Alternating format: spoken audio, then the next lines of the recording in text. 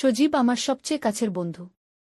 ওর বাবা বিদেশে চাকরি করে, তাই বাড়িতে মা আর সজীব দুজনেই থাকে।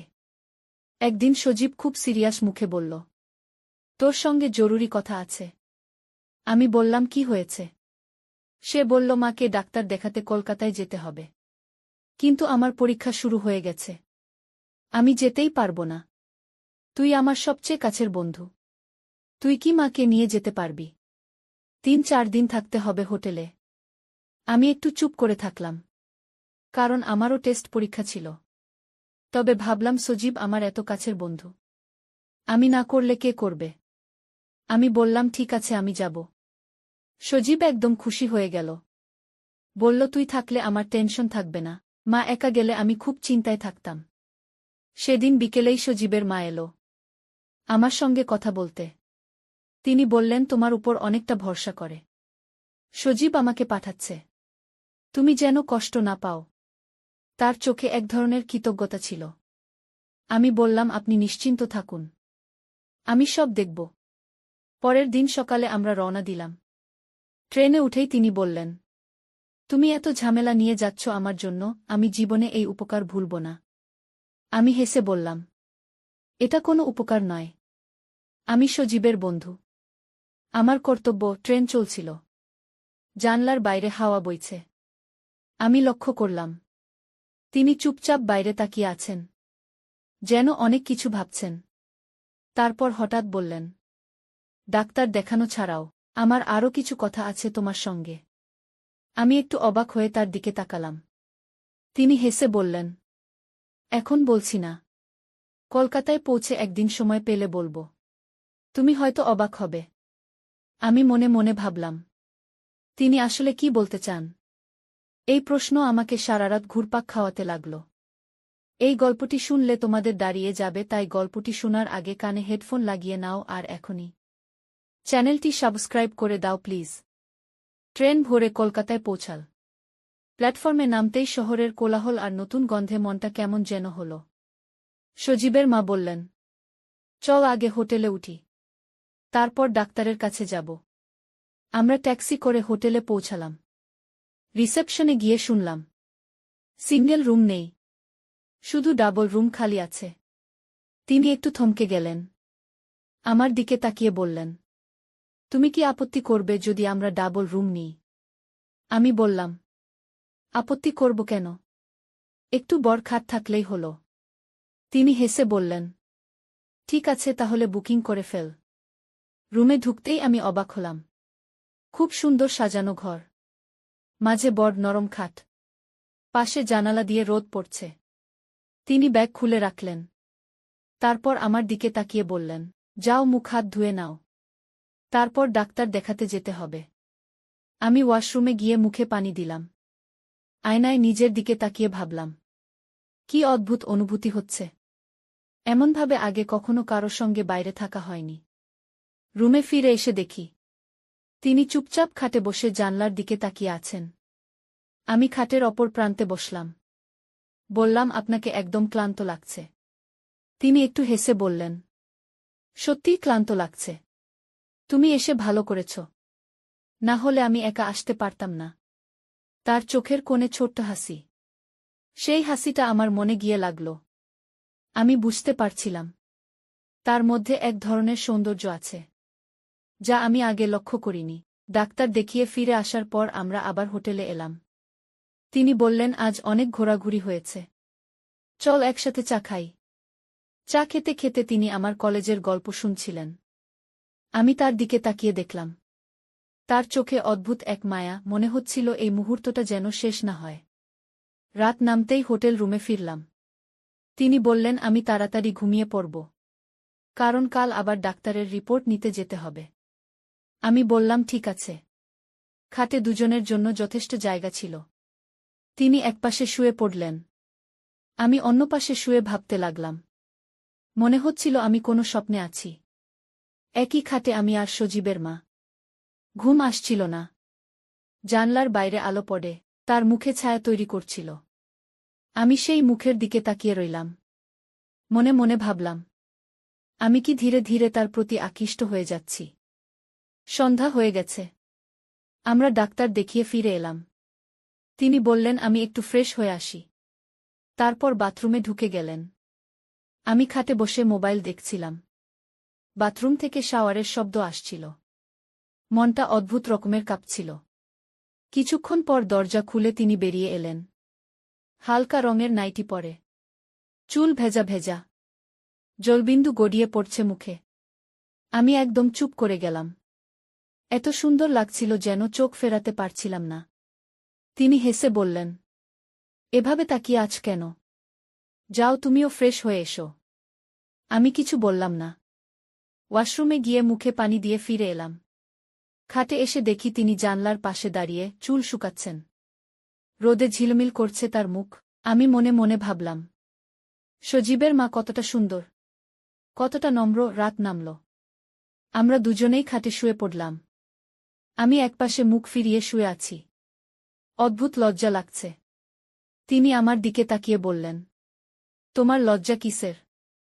আমি তো তোমার মায়ের মতো। তুমি একদম স্বাভাবিক থেকো। আমি কিছু বললাম না। কিন্তু তার কণ্ঠে এমন মায়া ছিল যে মনে হচ্ছিল আমি সত্যিই আপন কারো কাছে শুয়ে আছি। হালকা আলো, আমি তার মুখের দিকে তাকালাম। তিনি ধীরে ধীরে চোখ বন্ধ করলেন। রাতের নীরবতায় আমি অনুভব করলাম তার পাশে থাকার অদ্ভুত এক শান্তি। হঠাৎ ঘুমের মধ্যে আমি টের পেলাম তিনি আমার হাতটা হালকা করে ধরেছেন। মনে হলো তিনি বুঝিয়ে দিতে চাইছেন, তুমি একা নও, তুমি নিরাপদ। আমি কিছু বলিনি, শুধু চুপচাপ চোখ বন্ধ করে রইলাম।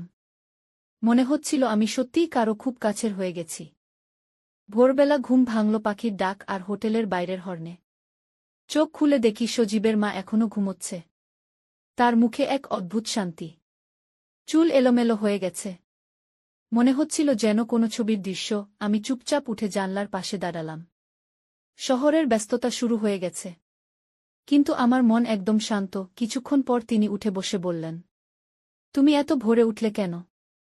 আমি হেসে বললাম, শহরটা দেখতে ইচ্ছে করছিল। তিনি বললেন, চল আগে নাশতা করি, তারপর রিপোর্ট নিতে যাব। হোটেলের ডাইনিং হলে নাশতা করতে করতে তিনি আমার কলেজের কথা জানতে চাইছিলেন। আমি সব খুলে বললাম। তিনি মন দিয়ে শুনছিলেন। তার চোখে এক ধরনের মায়া আর স্নেহ। মনে হচ্ছিল যেন আমি সত্যিই আমার মায়ের সঙ্গে বসে আছি। তবুও মনটা কেমন যেন ধকধক করছিল। রিপোর্ট নিয়ে ডাক্তার দেখিয়ে যখন আমরা ফিরলাম, তিনি বললেন, ডাক্তার যা বলেছে তাতে চিন্তার কিছু নেই। এখন আর কোনো ঝামেলা নেই। আমি দেখলাম তিনি এখন অনেক হালকা মনে কথা বলছেন। রুমে ফিরে হালকা গান চালালেন, বসে চুল আঁচড়াতে লাগলেন। আমি খাটে বসে শুধু তাকিয়ে রইলাম। তার প্রতিটি ভঙ্গি, প্রতিটি হাসি, মনে হচ্ছিল আমার হৃদয় কাঁপছে। তিনি হঠাৎ আমার দিকে তাকিয়ে বললেন, তুমি এত চুপচাপ কেন? আমি বললাম, কিছু না, শুধু ভাবছিলাম। তিনি হেসে বললেন, এত ভেবে লাভ নেই, এখন একটু ঘুমিয়ে নাও, তারপর বিকেলে ঘুরতে যাব। আমি চুপচাপ খাটে শুয়ে পড়লাম। তিনি একপাশে শুয়ে পড়লেন। হালকা পর্দা নাড়িয়ে বাতাস ঢুকছিল। খুব শান্ত পরিবেশ। হঠাৎ আমি টের পেলাম তিনি আমার কাঁধে হাত রাখলেন। বললেন, তুমি তো একেবারে ক্লান্ত হয়ে গেছ, একটু আরাম করে ঘুমাও। আমি চোখ বন্ধ করলাম, কিন্তু ঘুম এলো না। বরং তার উপস্থিতি আমার মনকে অদ্ভুতভাবে আলোড়িত করছিল। মনে হচ্ছিল আমি এমন এক অনুভূতির মধ্যে ঢুকে পড়েছি যেখান থেকে আর বের হতে চাই না। বিকেলের রোদ তখন নরম হয়ে গেছে। আমরা দুজনেই হোটেল থেকে বের হলাম। সজীবের মা বললেন, এতদিন ডাক্তার দেখানো আর রিপোর্ট নিয়ে টেনশনে ছিলাম, আজ একটু মনটা হালকা। তুমি যদি রাজি থাক আমরা একটু ঘুরে বেড়াই। আমি বললাম, অবশ্যই যাব, কারণ আমারও শহরটা দেখার ইচ্ছে ছিল। আর মনটা অদ্ভুত ভালো লাগায় ভরে গিয়েছিল। তার সঙ্গেই যেন অন্যরকম এক শান্তি। ট্যাক্সি করে আমরা শহরের এক ব্যস্ত এলাকায় এলাম। রাস্তার দুপাশে আলো জ্বলতে শুরু করেছে। দোকানপাটে ভিড়, লোকজনের কোলাহল। কিন্তু মনে হচ্ছিল আমরা যেন এই ভিড়ের মাঝেও একদম একা। তিনি হেসে বললেন, তুমি এত চুপচাপ কেন? এমন সুযোগে তো তুমি অনেক কিছু বলবে ভেবেছিলাম। আমি একটু হেসে বললাম, শহরের সৌন্দর্য দেখছি, আর আপনার কথা শুনতে ভালো লাগছে। তিনি বললেন, চল একটা ছোট্ট ক্যাফেতে বসি। আমি রাজি হলাম। ক্যাফেটি ছিল খুব সুন্দর। জানলার পাশে টেবিলে আমরা বসে পড়লাম। তিনি কফি অর্ডার করলেন, আমার জন্য চা। চা আসতেই তিনি বললেন, আজ এতদিন পর মনে হচ্ছে আমি একটু নিজের মতো করে নিঃশ্বাস নিচ্ছি। তুমি যদি না থাকতে আমি একা এভাবে আসতেই পারতাম না। আমি অবাক হয়ে তার দিকে তাকালাম। তার চোখে এক ধরনের কৃতজ্ঞতা ঝিলিক মারল। তিনি হেসে বললেন, তুমি ভাবছ আমি কেন এত কথা বলছি? কারণ আমি অনেকদিন ধরে কারো সঙ্গে এমন খোলাখুলি কথা বলিনি। তারপর তিনি সজীবের ছোটবেলার গল্প বলতে শুরু করলেন। কেমন দুষ্টুমি করতেন, কেমন পড়াশোনায় অলসতা করতেন। সব শুনে আমার মনে হচ্ছিল আমি যেন তাদের পরিবারেরই একজন। ক্যাফে থেকে বেরিয়ে আমরা নদীর ধারে হাঁটতে লাগলাম। শহরের আলো পানিতে প্রতিফলিত হয়ে ঝিকিমিকি করছিল। হাওয়া বইছিল ধীরে ধীরে। তার চুল এলোমেলো হয়ে যাচ্ছিল। তিনি হাত দিয়ে ঠিক করছিলেন। আমি চুপচাপ তাকিয়ে রইলাম। তিনি হঠাৎ বললেন, তুমি যদি আমার ছেলে না হয়ে একজন বন্ধু হতে, তাহলে হয়তো আমি আরও অনেক কথা বলতাম। আমি একটু অবাক হয়ে বললাম, আপনি তো আমাকে বলতেই পারেন যা ইচ্ছে। তিনি একটু হেসে বললেন, তুমি এখন বড় হয়েছ। তোমাকে আমি ছেলের চোখে দেখলে আর পারি না। তুমি অনেক বেশি পরিণত। তোমার সঙ্গে কথা বলতে ভালো লাগে। আমার মনে কেমন যেন হলো। এক ধরনের অদ্ভুত টান অনুভব করলাম। হয়তো তিনি আমাকে খুব বিশ্বাস করে বললেন। কিন্তু আমার মনে হচ্ছিল আমি তার খুব কাছের মানুষ। রাত হয়ে গেল। আমরা হোটেলে ফিরলাম। তিনি হেসে বললেন, আজকের দিনটা মনে থাকবে অনেক দিন। তুমি আমার মনটা হালকা করে দিলে। আমি কিছু বললাম না। শুধু মনে মনে ভাবলাম, হয়তো আমি ধীরে ধীরে তার প্রতি দুর্বল হয়ে যাচ্ছি। রুমে ঢুকেই তিনি বললেন, আজ সারাদিন ঘোরা হয়েছে। চল আগে হাত মুখ ধুয়ে নেই। তারপর একটু বিশ্রাম নেব। আমি ওয়াশরুমে গিয়ে মুখ ধুয়ে ফিরে এলাম। তিনি তখন জানলার পাশে দাঁড়িয়ে বাইরে তাকাচ্ছেন। রুমের হালকা আলো, তার মুখে এক ধরনের কোমলতা। আমি খাটে বসলাম। তিনি আমার দিকে তাকিয়ে হেসে বললেন, তুমি কি কিছু ভাবছ? আমি বললাম, কিছু না। শুধু আজকের দিনটা খুব ভালো লেগেছে। তিনি হেসে বললেন, আমারও তাই মনে হচ্ছে। তুমি একদম শান্ত স্বভাবের ছেলে। তুমি পাশে থাকলে মনে হয় সব সহজ হয়ে যায়। আমরা দুজনেই খাটে শুয়ে পড়লাম। আজ কোনো অস্বস্তি লাগছিল না। বরং মনে হচ্ছিল আমি তার খুব কাছের কেউ। আমি চোখ বন্ধ করলাম। কিন্তু ঘুম এলো না। মনে হচ্ছিল আমার হৃদয় জোরে জোরে ধুকপুক করছে। রাতের নীরবতায় আমি হালকা শ্বাস শুনতে পাচ্ছিলাম। হয়তো তিনি ঘুমিয়ে পড়েছেন। হঠাৎ টের পেলাম, তিনি আমার হাতটা আলতো করে ধরলেন। হয়তো ঘুমের মধ্যেই। কিন্তু আমার মনে হচ্ছিল, তিনি যেন বলতে চাইছেন আমি একা নই। আমি নিরাপদ। আমি চুপ করে চোখ বন্ধ করে রইলাম। মনে হচ্ছিল আমি সত্যিই কারো খুব কাছের হয়ে গেছি। সকালে ঘুম ভাঙল হালকা সূর্যরশ্মি আর জানলার বাইরে পাখির কোলাহল শুনে।